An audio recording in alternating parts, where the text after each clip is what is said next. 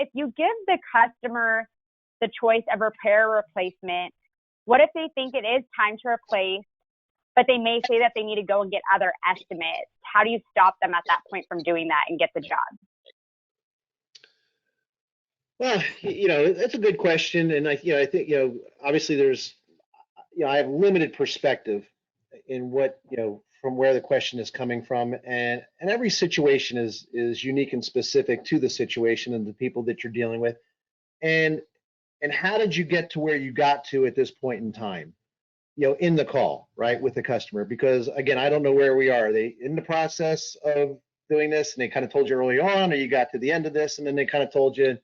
And so every situation is unique, because my belief is that we find ourselves on sales calls and service calls in situations that we create, because we are master creators of our own lives, of our businesses, and of the situation and the relationship as it relates in the home. And so whatever we did, didn't do, said, didn't say, how we interacted with the customer, how we shared information, did we find out what's important to them, did we take the time to understand their life story, why is it that a customer feels that they need to do that? And so again, I don't have that context, so I can only answer it the way that I will answer it, by saying it all depends. I know Weldon does a thing where he dispels the three bid myth. Russ and I, we're okay with that too. But we also say, what? If a customer wants to shop, let them shop. I mean, we call it support the lean. If a customer, if that's who they are, think about it, right? I'm 55 years old. And so going back to my earlier example, if I started shopping at age 15, roughly speaking, let's say, I got 40 years worth of buying experience, buying history, conditioning, and I do things a certain way in my life. And so just because you showed up today to sell me an HVAC system, if I am a 3 to 5 bid shopper, that's just who I am. It's how I buy cars. It's how I buy appliances, electronics, clothing, whatever. You're not necessarily going to get me to change my patterns, my behaviors that are intrinsic to me today, just because you showed up, just because you have a great offer, just because you have an opening on your schedule. And so I've always believed that. And so that's why I kind of go back to what my last, in responding to Weldon's question is what does the moment call for? What does the customer call for? What does the situation, call for? And I have to adapt, adjust, and execute accordingly. And so sometimes it's a 1-call visit, sometimes it's a 2-call visit, sometimes it's a 3-call, or sometimes it's 2 visits and a series of follow-up phone calls. But if a customer said to me at the very end, that, well, hey, Drew, I appreciate all this information. You've been very thorough, very polished, very professional. We appreciate all the information. We just feel like, we need to get some other quotes. After trying to flesh that out a little bit and find out why they think they need to do that, and they say, well, I appreciate the fact that you're taking this seriously. I applaud that, because an educated consumer is our best customer. Now, if you're going to go out and look for look at other companies and other potential solutions, here's the thing. Let me prepare you for what you can go and look for, because here are the things you want to look for. Don't compare companies, don't compare products. Look for people who are going to meet this standard. And so I get into talking about the Air Conditioning Contractors of America, Manual J and Manual D, National Comfort Institute and the airflow standards that they set, Department of Energy and Energy Star and the quality installation and verification processes they set, Comfort Institute and talking about the building envelope and what they talk about, BPI, the building envelope, NADCA if we're talking about duct cleaning and indoor air quality. I will point to standards and say, these are the standards that we as a company make sure that we adhere to. And so anybody that you look to, make sure that they adhere to these standards as well. Don't compare us to them, compare all of us to the standard, right? Because that's going to give you, Bill and Susan, the benchmarks that you need by which to judge everybody fairly, including your manufacturers, AHRI, and making sure that the AHRI ratings are what they are, from those manufacturers. Now, by the way, just realize that those ratings are a matter of potential, not performance.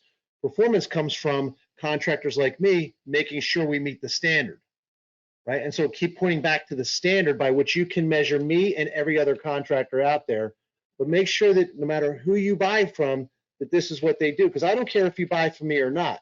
I just want to make sure that you buy doing it knowingly and according to the standards, because that's how you're going to ensure that you're getting what you're paying for. You're not paying for potential, you're paying for performance. And if you want, once you get all that information, I'd be happy to come back, sit back down with you, and make sure that you're getting the best value for your dollar. Because at the end of the day, that's really what I want you to get. I don't care what you do as long as you do it knowingly, because it's your home, it's your family, it's your bank account, and you have to be happy with the choices that you make. I don't, because I don't live here. And even Consumer Reports says that you shouldn't do business with me or any contractor if they don't do these things. And so that's how I go ahead and do it. I kind of basically point to standards, take myself out of that, that mix of consideration, and just say, listen, it's not about me anymore. It's always been about you, and make sure that if you're going to do it with anybody, get these things. Hey, Drew, Yeah.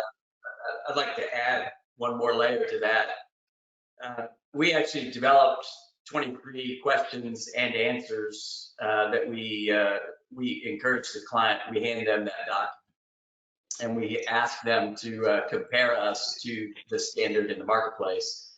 And then part of that document is we've done our competitive research, and we've created a pyramid of all the companies that are in the marketplace, of which there are 2,000 licensed and at least 2,000 unlicensed, let's say. And then as we go up the pyramid, that segments the standards, meaning, are you offering a 2-year, no questions asked, money back guarantee? Well, some companies do, but other companies fall off. So as we move up the pyramid, there are fewer companies. And so we ultimately leave the customer with the options of the customers or the contractors that we would see in the marketplace that look a lot like us, are priced like us, and are going to sell and transact like us. Don't care if I lose that transaction to you and your company or Wally at Peak and so forth. That's good competition. You've outsold me. Congratulations. That's how competition works. But it eliminates the people that really aren't effective at creating value. So we want to sell our value proposition and the quality of our installation and the quality of the company and the obvious fact that we're going to be around to take care of you later, plus all the benefits of the warranties and guarantees that we're offering. So that's the methodology that we've used to basically give that to the client and say, absolutely, we encourage you to do your homework. It's a big decision. It's probably the third most expensive appliance that you put in. It's potentially one of those things that you should do some homework on. Here you go. Here's the list of questions, and here's also an analysis we performed. And so then we'll follow up after that. That's a structure that we put in place.